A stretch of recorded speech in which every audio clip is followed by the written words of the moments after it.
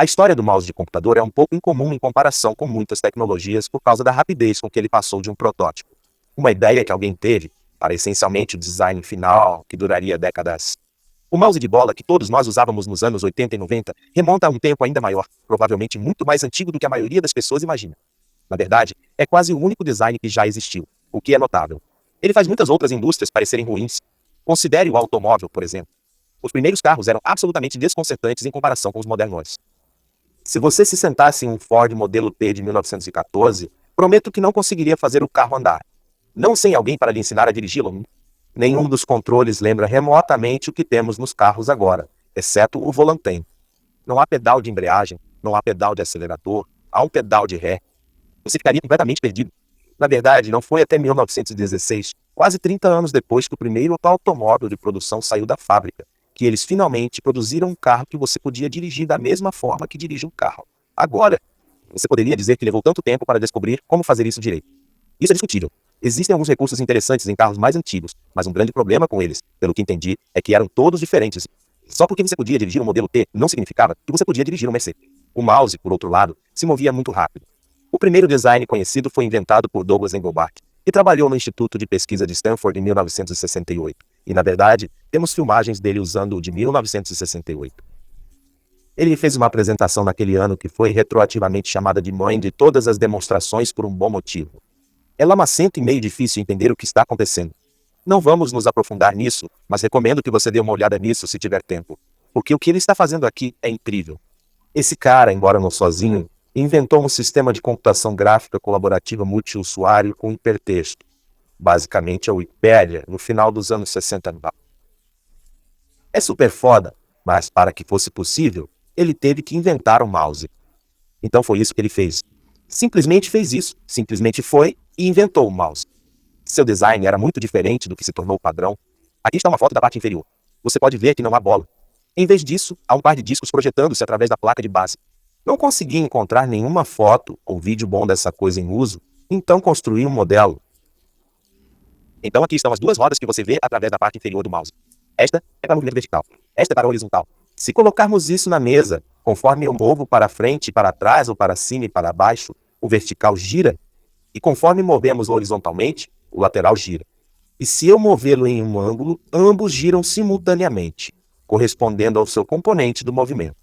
Então, se movermos em um wide, ângulo ligeiramente mais obtuso, então esse giramento. Então, se colocássemos codificadores rotativos na parte de trás de cada uma dessas rodas, então, conforme elas girassem, elas produziriam pulsos correspondentes a quão longe e quão rápido o mouse se moveu naquela direção. Parabéns! Você acabou de construir um mouse de bola, mas com rodas. Agora, o mouse de Engelbart não funcionava assim. Em vez de codificadores rotativos, ele usava potenciômetro. Esses caras têm resistores variáveis. Conforme você gira o eixo, a resistência muda. E medindo isso, você pode determinar onde o mouse está da esquerda para a direita. Mas ele geralmente tem um alcance limitado. Há um máximo e um mínimo. Então tem que assumir que o mouse de Engelbart não funcionava como o moderno, onde você pode simplesmente movê-lo indefinidamente. Presumivelmente, quando ele chegava a um certo ponto no mousepad, você tinha que pegá-lo e movê-lo para a direita para redefinir sua posição. Então esses mouses não só pareciam diferentes, e eram feitos de forma diferente, mas se comportavam de forma diferente dos mouses aos quais estamos acostumados. Embora Engelbart seja considerado, provavelmente corretamente, como a única razão pela qual todos nós temos mouses em nossas mesas hoje em dia, ele não foi realmente a primeira pessoa a inventar um. Agora, eu não sou o tipo de pessoa que diz que quem primeiro teve uma ideia foi a pessoa que merece todo o crédito. Mas provavelmente não preciso dizer que o design de Engelbart tinha algumas falhas. Estou feliz que ele não se tornou um modelo duradouro no qual todos os mouses foram baseados. Essa honra parece ir para a empresa alemã Telefunken, que produziu um mouse no mesmo ano, tipo 3 semanas antes da demonstração de Doug Engelbart. Supostamente funciona muito parecido com os mouses de bola que conhecemos. Ele tem uma bola, um par de eixos nos quais ele desliza e tem alguns codificadores rotativos que produzem pulsos. Eles acabaram de tuitar. Aparentemente, eles desenvolveram essa ideia de forma independente, com base em um trackball que algum engenheiro tinha visto. O conceito do trackball já existia há alguns anos antes do mouse, embora eu não ache que ele tenha sido realmente usado em algo que o público em geral conhecer. Então faz sentido que Engelbart provavelmente nunca tenha visto um. E também faz sentido que essas pessoas na Telefunken tenham visto um e pensado: ei, e se você simplesmente o virasse? Esta é pelo menos a linha do tempo da Wikipédia. Prefiro verificar essas coisas 2 vezes, mas você me perdoará neste caso. Todas as referências estão em alemão. Sem surpresa, o design da Telefunken parece ter sido o que foi clonado. E apenas alguns anos depois, em 1973, a Xerox estava enviando seus computadores alto com mouse de bola. Então, houve no máximo 5 anos entre a invenção do mouse como um conceito e o desenvolvimento do estilo de mouse que acabaríamos usando por 30 anos depois disso. Isso é rápido para a engenharia. Se ao menos tudo pudesse ser assim. Mas o design não era perfeito. Até a Xerox, uma das primeiras empresas a enviar um mouse, estava tentando se afastar desse design quase imediatamente. Em 1981, sua estação de trabalho estelar estava sendo enviada com um mouse óptico, o primeiro design da história que conheço, embora compartilhe essa honra com o design dos sistemas de mouse, que mostrei brevemente alguns vídeos atrás. Ambos foram lançados no mesmo ano, aparentemente, o que sugere que havia um forte desejo de se afastar da bola quase assim que ela foi inventada. O mouse óptico era desejável por razões óbvias. Ele não ficava sujo. E os mouses de bola naquela época, aparentemente, eram atormentados por problemas de sujeira, ainda mais do que os que tínhamos nos anos 90. Aparentemente, os codificadores que eles usavam, em vez de serem ópticos, eram na verdade elétricos, e tendiam a ficar grudados com muito mais facilidade. O mouse óptico resolveu o problema da sujeira quase perfeitamente, com o único custo sendo que você tinha que usar os mousepads estranhos. Bem, esse fim provavelmente custou. Eu continuo sem pesquisar sobre isso, mas tenho certeza de que os mouses ópticos eram realmente caros, porque eles não se tornaram disponíveis para o consumidor por 18 anos depois de terem sido inventados. Não até a Microsoft lançar o IntelliMouse Optical em 1999. Deve ter sido uma questão de preço. Nada mais faz sentido. Pensando sobre os componentes em um mouse de bola versus um óptico, acho que é uma aposta segura. Então, se tudo isso é verdade, então, a narrativa parece bem simples agora, certo? O mouse mecânico foi uma ideia interessante nos anos 70, mas estava obsoleto antes que quase qualquer um de nós o visse. Apesar de todas as suas vitórias, o mouse de bola era a opção barata, e as coisas estavam sendo feitas da maneira certa para as pessoas que tinham dinheiro para gastar. Estávamos condenados a raspar porcaria dos rolos do mouse todos os dias, e a única luz no fim do túnel era a possibilidade de um dia nos afastarmos completamente dos designs mecânicos. Mas poderia ter sido um pouco diferente. Poderia ter havido mais um capítulo entre isso e aquilo, e um homem tentou fazer isso acontecer. Não está claro para mim de onde esse palhaço veio. Embora várias pessoas envolvidas no desenvolvimento inicial do mouse pareçam ter vindo do SLI ou de atividades relacionadas, não consigo descobrir onde Jack Hall entrou nisso tudo. Esse cara parece ter se materializado no início dos anos 70 como uma espécie de inventor vagando pela Califórnia, que foi contratado pela Xerox para ajudá-los a continuar o trabalho do SLI e produzir um produto vendável. O resultado final desse trabalho foi o mouse que foi enviado com o álbum. Aparentemente, ele também teve alguma contribuição em vários mouses Xerox posteriores. E então, no início dos anos 80, ele se separou da Xerox e formou sua própria empresa chamada Mouse House, para perseguir apenas esse produto. De acordo com suas alegações, ele teve grande sucesso. Em 1983, ele estava dizendo que ele estava ou poderia fazer dezenas de milhares dessas coisas por ano. Os mouses que ele estava produzindo eram basicamente a mesma coisa que ele fez na Xerox. Na verdade, o nome era esse número de modelo enigmático X063X. Vídeo. Sim, ele apenas o chamou de Xerox. O cara era descarado. De qualquer forma, no que nos diz respeito, ele simplesmente desaparece do radar por um tempo. Eu sei que durante os anos 80, a Mouse Systems estava produzindo mouses para grandes fornecedores de estações de trabalho como a Sun. Mas não tenho certeza do que a Mouse House estava fazendo esse tempo todo. Nem realmente me importo. Parece-me que Jack Hawley talvez fosse um pouco um charlatão. Talvez não tão bem sucedido quanto ele deixava transparecer. Mas ele não era burro, e não tinha terminado com mouses mecânicos. Se avançarmos para 1986, o encontramos contratado para fazer um mouse para a Digital Equipment Corporation. E é uma coisa engraçada, estranha, em forma de disco, meio que evoca pensamentos como: e se a Apple tivesse feito o iMac em 1989? Além da hilaridade dessa ideia, ele meio que parece um mouse estranho de 3 botões, até você virá-lo. O que diabos está acontecendo aqui? Aurora Boreal? À primeira vista, essa coisa é um mistério. Se tudo que eu tivesse fosse o JPG, não haveria sentido em especular sobre como ele funciona. Simplesmente não há informações. Como esses 2 pequenos discos planos poderiam fazer alguma coisa? Bem, se você for tão curioso quanto eu, pode comprar um. Custa apenas $135 em um dia bom. Ou você pode economizar um dinheirinho e continuar assistindo, já que eu já tenho um. Ou, bem, eu tenho um design da Honeywell, mas é a mesma coisa. Ele licenciou para as 2 empresas. Claro, este não tem a aparência de maçã maluca 12 anos antes do tempo. Apenas seu sem frescura, bege como bege bem, tipo de semblante. No entanto, ele ainda tem os mesmos 2 discos malucos na parte inferior. Então, vamos aprender seus costumes e costumes. Primeiro ponto de ordem, este é um mouse serial, o que significa que ele funciona em praticamente qualquer PC. Aqui está um rolo B, que eu filmei onde ele está funcionando em PC. Ali, olha isso, o cursor se move. Aqui está em Quake. Essa é toda a demonstração que farei. Porque é um mouse, e ele usa o mouse, o que não é notável aqui é o como que estamos interessados. Então, vamos dar uma olhada mais de perto. De perto, você pode ver que ambos os discos, que aparentemente são chamados de pés, são feitos de I e N. Esse é um material extremamente normal. Em outras palavras, é plástico. Não é emborrachado nem nada. É apenas algum tipo de polímero duro de dentes médios sem nenhuma nota específica. Ambos os discos giram quando girados, o que eu acho que poderíamos ter adivinhado. No entanto, eles fazem um pouco mais do que isso. Empurram para cima no corpo e saltam para fora. E se olharmos de raspão ao longo da parte inferior, você pode ver que eles estão realmente inclinados. Um está inclinado ao longo do eixo Y e o outro está inclinado ao longo do eixo X. Provavelmente já estão ficando mais claras. Esta é essencialmente uma versão reaquecida do mouse de Engelbart, mais molhos para imersão. Para economizar tempo, construí um segundo modelo consideravelmente mais estranho do que o primeiro. Então colocamos isso contra a mesa. Então, ambas as rodas estão inclinadas. E agora, quando nos movemos para frente e para trás, aquela gira. Nós nos movemos de um lado para o outro, aquela gira. E se nos movermos na diagonal, ambas giram. Você olha para isso? É como mover um barril, inclinando-o e depois chutando-o. Então ele rola para frente.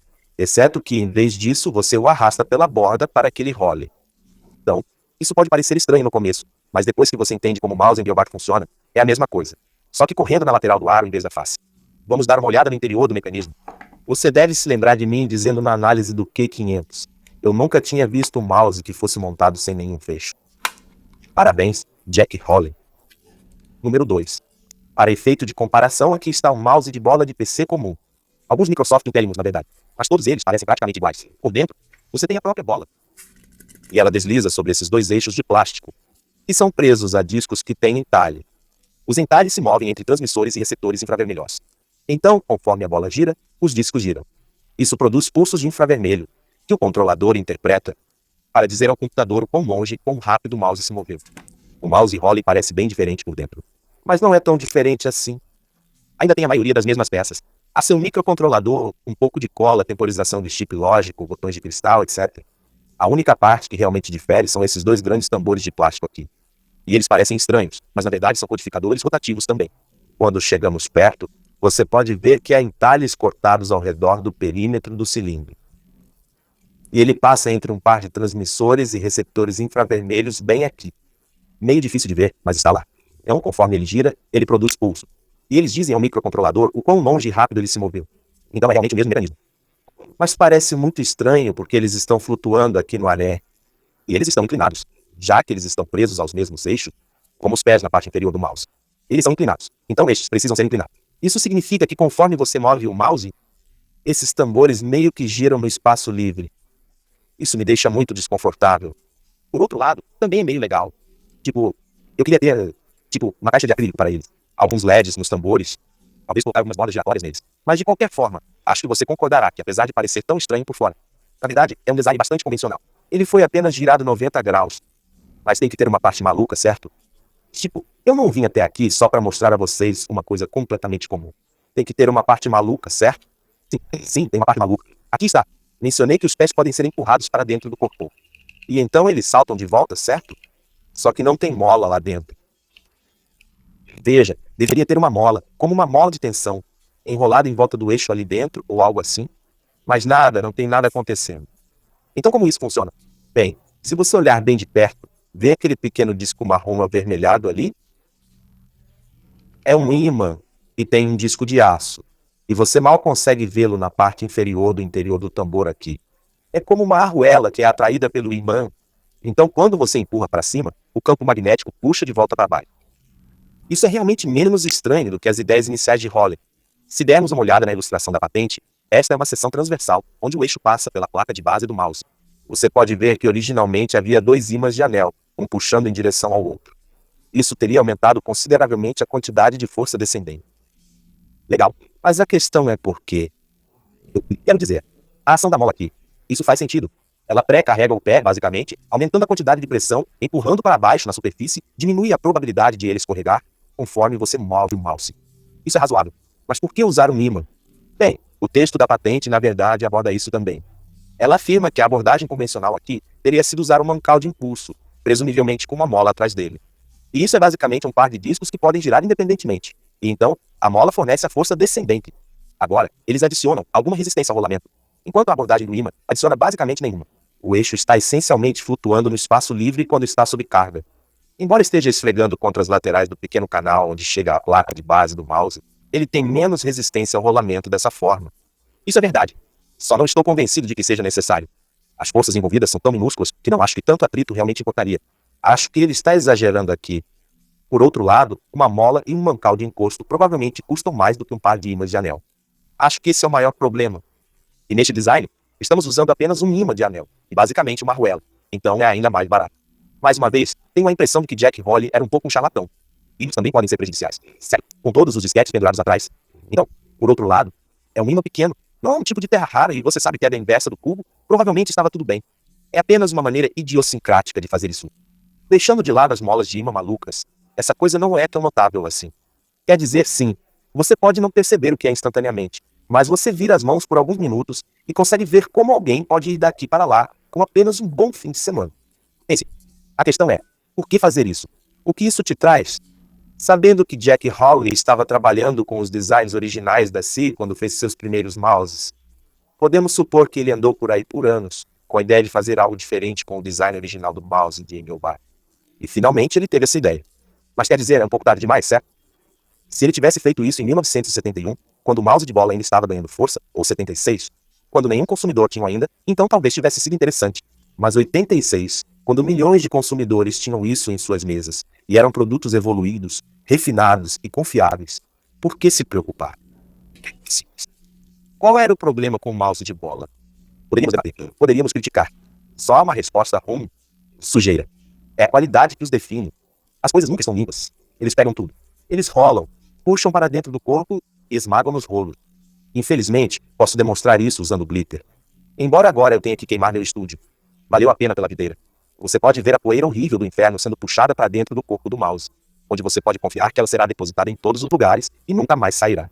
Os ratos de bola fazem a mesma coisa com poeira e óleo da pele humana. Com o tempo, ela se acumula nos rolos em uma crosta marrom nojenta que você tem que limpar com cotonetes e álcool. Ou se você for um tipo mais normal de gremlin de computador, raspe revoltantemente com o que tiver em mão. Essa situação realmente melhorou desde os anos 70, quando aparentemente você tinha que ter toneladas de mouses extras à mão para usar, enquanto outros estavam sendo limpos. Daí o forte impulso para que o mouse óptico fosse desenvolvido o mais rápido possível.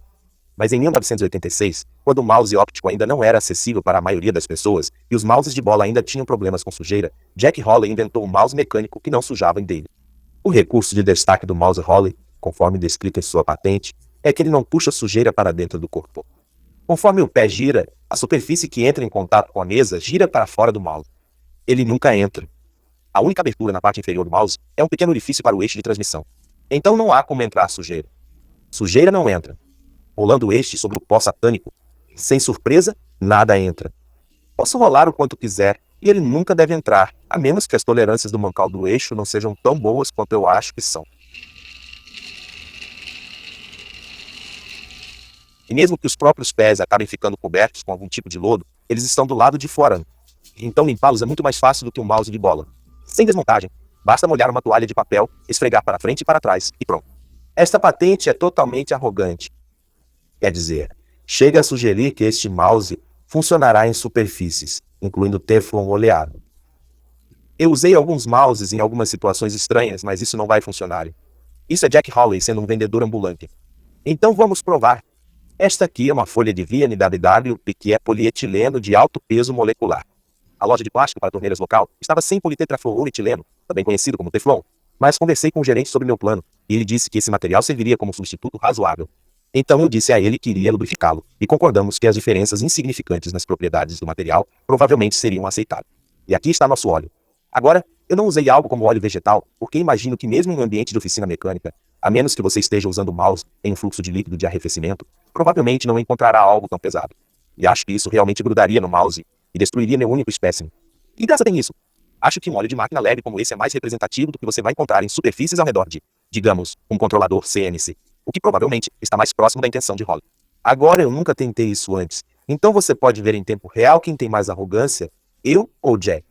Primeiro, vamos ver se ele rastreia. Certo, parece que funciona bem com o VNWW. E eu... Aqui vamos nós.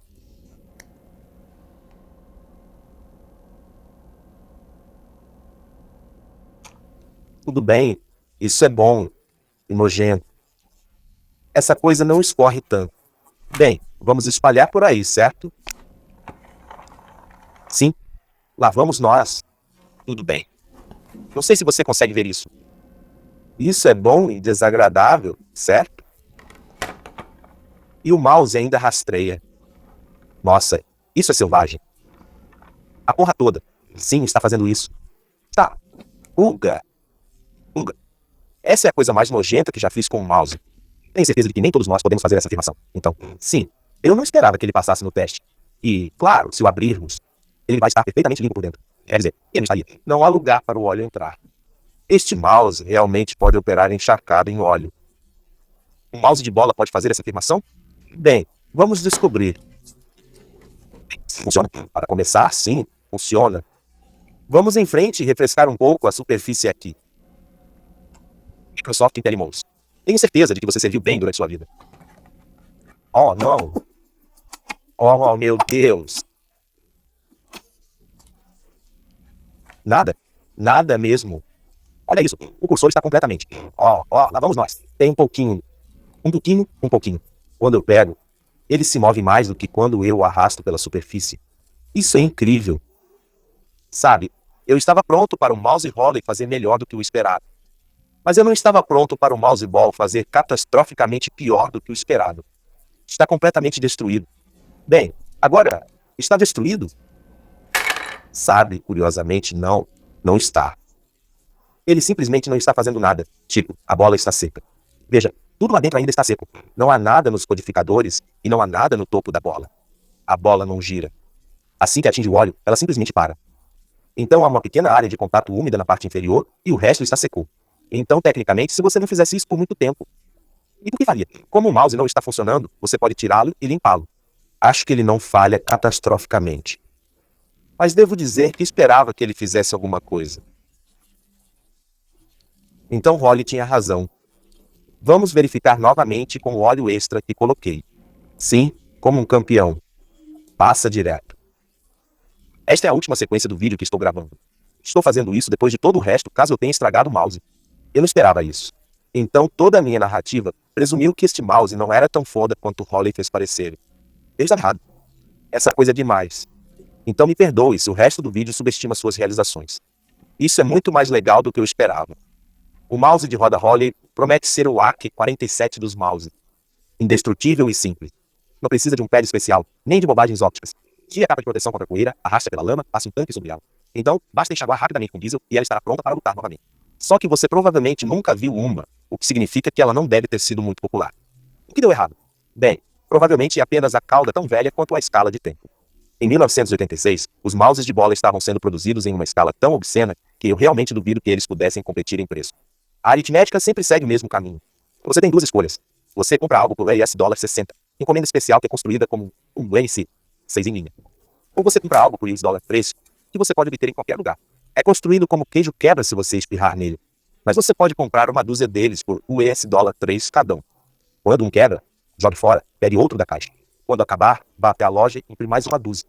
A maioria das pessoas, especialmente empresas, é uma escolha fácil. Você pega aquele que poderá pegar novamente. Também é uma questão de melhoria marginal. Claro, essa coisa é mais resistente à sujeira, mas se você apenas limpar seu espaço de trabalho um pouco melhor, de repente não faz sentido gastar mais no mouse. Então provavelmente é apenas uma questão de muito pouco, muito tarde. Se isso tivesse sido lançado 5 a 8 anos antes, talvez tivesse tido uma chance. Mas as pessoas provavelmente deram uma olhada e disseram, bem, isso não é muito melhor do que o que mostra. Mas também é possível que tenham dado uma olhada e dito, isso é pior do que o que demora. O mouse Holly, sendo essencialmente retornado ao design original da Engelbart, também herda suas falhas. Como as rodas não são feitas de material altamente aderente, elas podem escorregar. E infelizmente escorregam. Na maioria das circunstâncias, o mouse rastreia bem, mas ao se mover em certos ângulos específicos, um ou outro tambor trava e para de girar. Pode ser difícil de ver, mas aqui estou movendo o mouse em um ângulo bem obtuso, mas definitivamente movendo em duas direções ao mesmo tempo. Então, ambos os tambores devem estar girando, mas se você olhar de perto, pode ver que um está escorregando. Ele nem sempre está girando quando deveria. Ele está pegando e soltando intermitentemente. Isso, é claro, significa que o cursor do mouse não se moverá como esperado na tela. Nunca fiz um curso de física, então não tenho ideia do porquê isso está acontecendo. Estou pensando que talvez seja porque a força perpendicular no eixo está fazendo com que ele emperre contra seu rolamento. Ou talvez porque quebrar o atrito cinético em uma dimensão faz com que ele quebre na outra também. Não tenho certeza se estou falando besteira. A questão é que isso acontece. Eu o encontrei quase imediatamente quando comecei a experimentar este mouse, e acho que as pessoas também o teriam notado em 1986. Isso teria incomodado particularmente as pessoas que estavam fazendo pequenos microajustes, como talvez em um aplicativo CAD ou um editor de fotos, uma vez que eles existiam. Para essas pessoas, isso teria sido um obstáculo. Posso estar errado. Talvez não tenha sido sempre assim. Este plástico é bem amarelo. Talvez tenha se degradado com o tempo. Talvez costumava ser mais aderente. Não consegui encontrar nenhuma avaliação dessas coisas. Então não sei como foram recebidas. Dito isso, acho que muitas invenções, você sabe o que quero dizer, provavelmente se destacam de alguma forma específica da qual se orgulham muito. E então falham em capacidades que são suposições estabelecidas no mercado existente que estão tentando interromper existente, que estão tentando interromper. Arrastar a borda de uma roda para capturar movimento é suficientemente estranho que me sinto confiante de que descobri apenas um dos modos de falha. Não sou muito bom em criar experimentos completos, mas parece que esse mouse provavelmente não consegue rastrear nas situações em que esses mouses lidam muito bem. Eu não ficaria surpreso se esses mouses tivessem problemas com superfícies adversárias mais convencionais, como mousepads com tampo de plástico ou mesas de madeira como um som. Não importa quais promessas sobre confiabilidade estivessem sendo oferecidas a um cliente. Seria difícil vendê-lo com base em casos extremos se ele não conseguisse acompanhar o mouse que eles já tinham. Isso é apenas bom senso. Não compre algo que seja pior do que o que você tem. E é provavelmente por isso que você nunca viu um desses e já viu milhões deles. Claro que eu sei como esse tipo de coisa funciona. Agora tem gente assistindo isso que jura por essas coisas e provavelmente as está usando agora. E ei, se funciona para você, então não é ruim, é? Não estou dizendo que é ruim. Se você gosta deles, eu adoraria saber. Me avise se eu estiver errado sobre os problemas de rastreamento. Talvez o meu esteja apenas bagunçado, ou talvez eu seja péssimo em usar o mouse. Se você nunca teve problemas com eles, eu ficaria fascinado em saber. E quero dizer, talvez eles não fossem tão ruins porque 12 anos depois, eles ainda estavam sendo produzidos. Ou talvez eles estivessem sendo produzidos novamente. Não sei. Em 1998, a Keytronic estava vendendo um mouse vitalício, o que realmente faz essa coisa parecer bem normal. Quer dizer, sim, ele ainda tem a rotina de disco duplo, mas isso faz ficar em segundo plano na parada de esquisitices, já que oferece o recurso mais maldito que já vi. Você pode me mostrar mouses com pesos de calibração intercambiáveis, mouses com 20 botões na parte superior, mouses que não parecem mouses, e eu vou encará-los friamente, mas me mostre um mouse que você pode converter de 2 para 3 botões, e eu vou piscar. De qualquer forma, é isso. Se você gostou disso, por favor, assine. Então eu sei que você gosta desse tipo de coisa. Lembre-se, ative as notificações e eu vou tentar lembrar de começar a enviar regularmente, como eu continuo dizendo que faço. Se você quiser dificultar que eu pare de postar regularmente, então talvez vá me apoiar no Patreon como essas pessoas estão aqui. Eventualmente, talvez eu até tenha que começar a fazer isso em tempo integral. E nós dois sofreremos por isso. Como sempre, sou grato a todos que já estão me apoiando. E a todos os outros. Obrigado por assistir That's Sandman.